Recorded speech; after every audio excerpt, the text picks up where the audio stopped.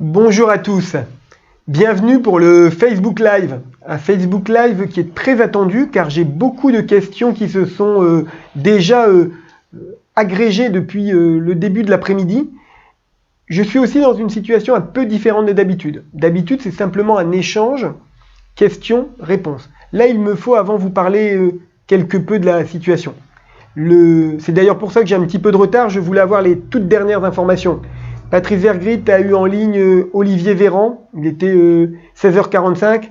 Le temps qu'on puisse débriefer, ça m'a fait démarrer la séance d'aujourd'hui avec un petit quart d'heure, 20 minutes de retard. Ce que je tiens à vous dire, c'est que attention à la confusion. Vous entendez sur les chaînes d'information nationales, vous entendez sur les radios nationales, vous lisez dans les journaux nationaux, j'insiste sur le terme, que les hospitalisations sont en baisse, que tout doucement, et on l'espère tous, la situation tend à s'améliorer. Ça n'est pas le cas sur le territoire du Dunkerquois. Ça n'est pas le cas sur l'arrondissement de Dunkerque, c'est-à-dire communauté urbaine de Dunkerque, mais aussi CCHF autour de Bergues. Et les chiffres que nous recevons actuellement de l'Audomarois, le secteur de Saint-Omer, mais aussi d'autres secteurs des Hauts-de-France, démontrent que les variants, le fameux variant britannique, est en train de coloniser notre département. J'ai dû, en remuant ciel et terre, obtenir la fermeture, avec bien du mal, de l'école Queneau, où professeur des écoles, à l'arrêt, classe fermée, nous étions dans une situation quasi intenable. J'ai pris aujourd'hui, comme la ville de Dunkerque hier ou celle de Grande-Sainte, mes responsabilités, en fermant par exemple, alors que l'État ne me le demande pas aujourd'hui, fermer les équipements sportifs de plein air. Ce qui était fermé, c'était les équipements sportifs intérieurs, mais les équipements sportifs extérieurs ne l'étaient pas. Je le dis au club, certains sont déjà montés au créneau. Vous imaginez bien que si je fais ça, c'est pas par plaisir. Je suis un fervent défenseur du sport. Je suis un fervent défenseur des enfants.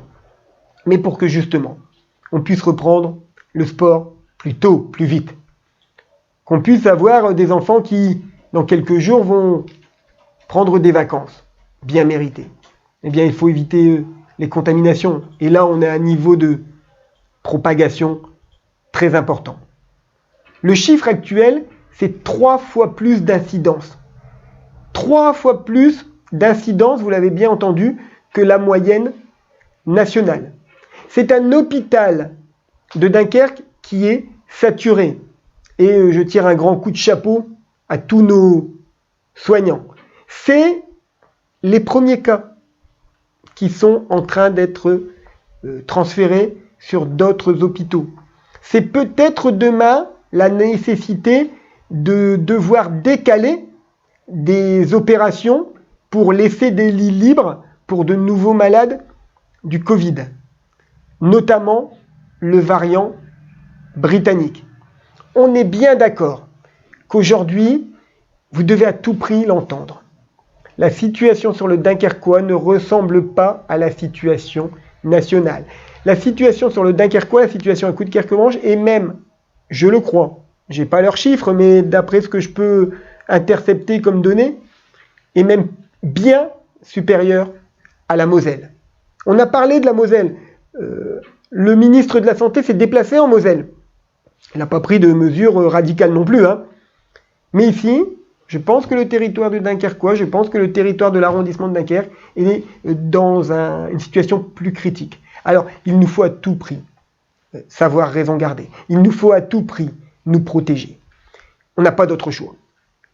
Les semaines qui vont venir, soit on gagnera la course de vitesse du vaccin, j'y crois pas trop, même si à Coudekerque-Branche, nous avons un centre de vaccination avec la clinique de Flandre, même si à partir de la fin février, nous aurons des vaccins et des doses supplémentaires, et que pour les personnes à partir de 54-55 ans, avec des pathologies particulières, vous pourrez même aller vous faire vacciner chez les médecins de ville.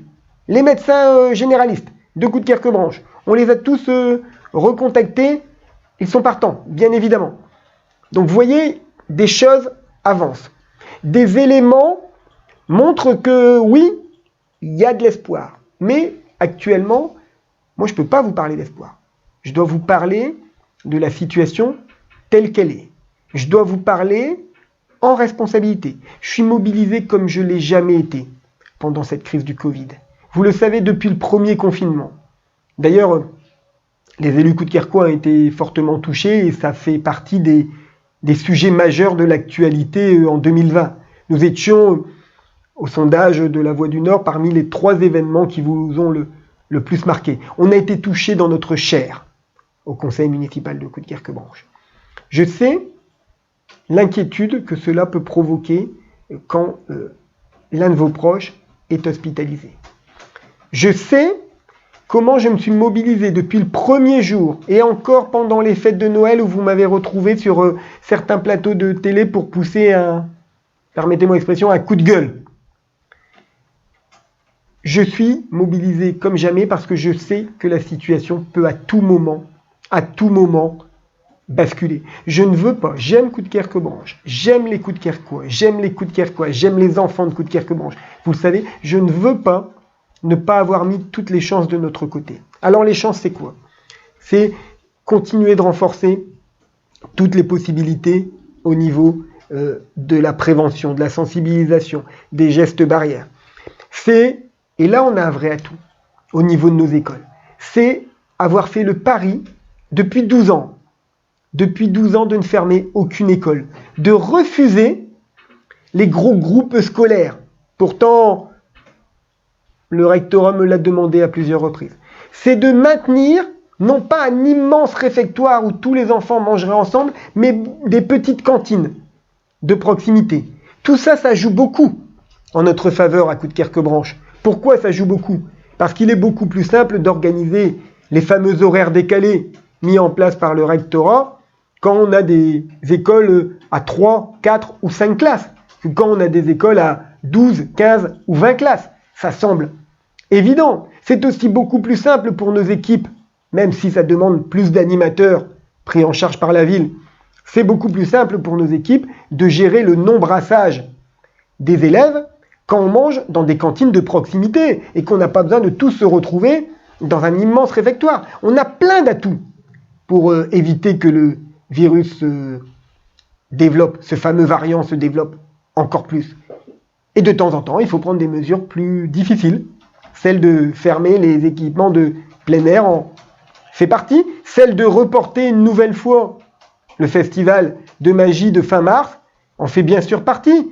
Peut-être que le théâtre Jean Vilar ne sera même pas réouvert. Je l'avais reporté de fin janvier à fin mars, espérant vous offrir cette année encore une semaine magique à Coudekerque-Branche. Ou c'est aussi nous dire que le carnaval qui devait se passer dans 15 jours, oui, on pourra maintenir les concours.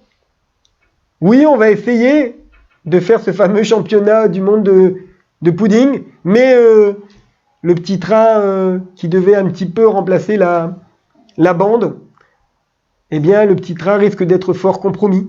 C'est prendre ces mesures qui ne sont pas toujours les plus agréables à prendre, mais qui sont les plus importantes, à mes yeux, pour vous.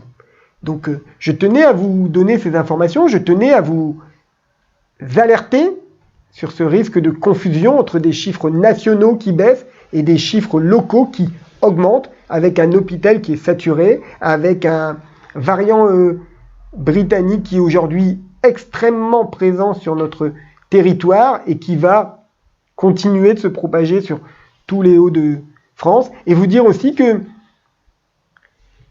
la communauté urbaine, les maires de l'agglo, on se sent de temps en temps un peu seul à essayer de lutter, vaille que vaille, à essayer d'alerter, à essayer d'obtenir, on obtient un peu, mais pas beaucoup, quelques doses de vaccins supplémentaires, quelques moyens supplémentaires, mais on nous refuse d'autoriser par exemple la fermeture des écoles à une semaine des vacances scolaires. On aurait été les premiers en vacances. On ne se poserait pas la question. Mais non. Une fois encore, la double peine pour les nordistes.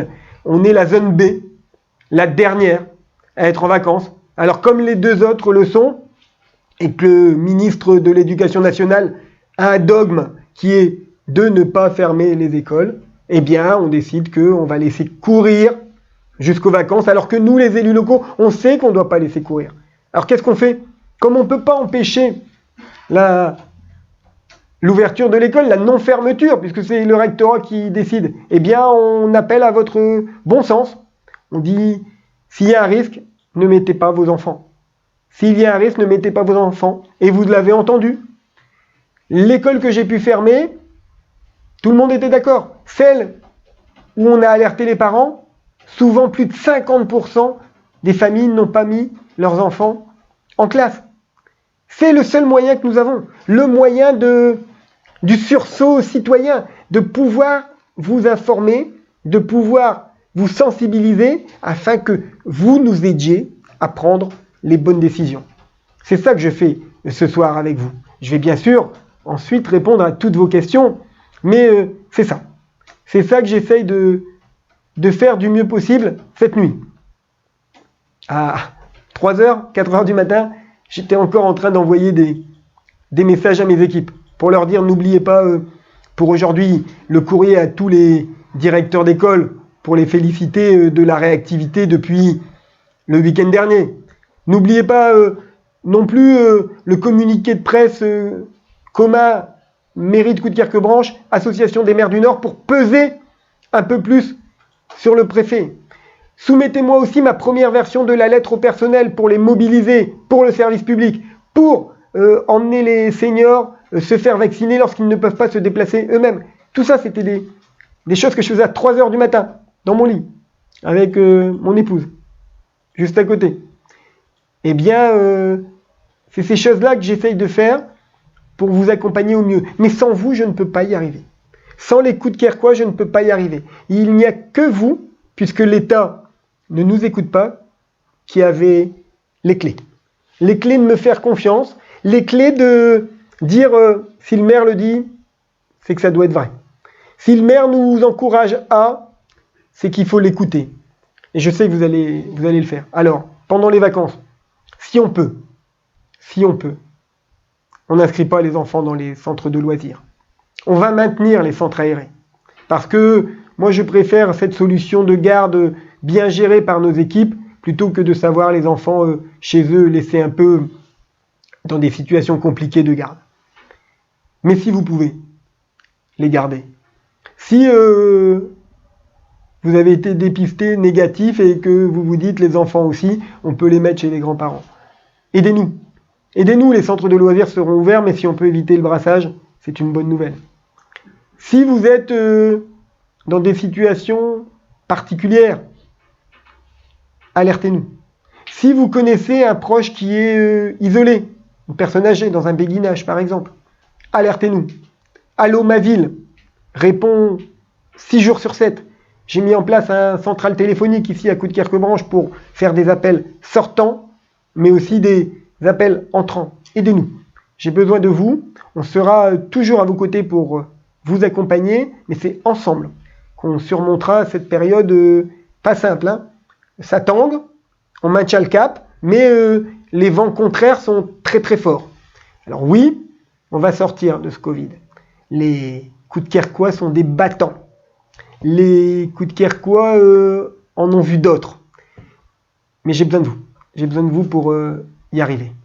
Voilà ce que je souhaitais vous dire, vous faire le point exact de la situation telle qu'elle est aujourd'hui. Nous n'aurons pas de fermeture de classe validée par le ministre pour jeudi et vendredi. On a eu la nouvelle qui est tombée tout à l'heure. Olivier Véran a dit qu'il allait se rapprocher du président de la République, mais j'ai peine à croire qu'une décision qui n'a pas été prise en week-end dernier le soit dans les 2 jours avant les vacances.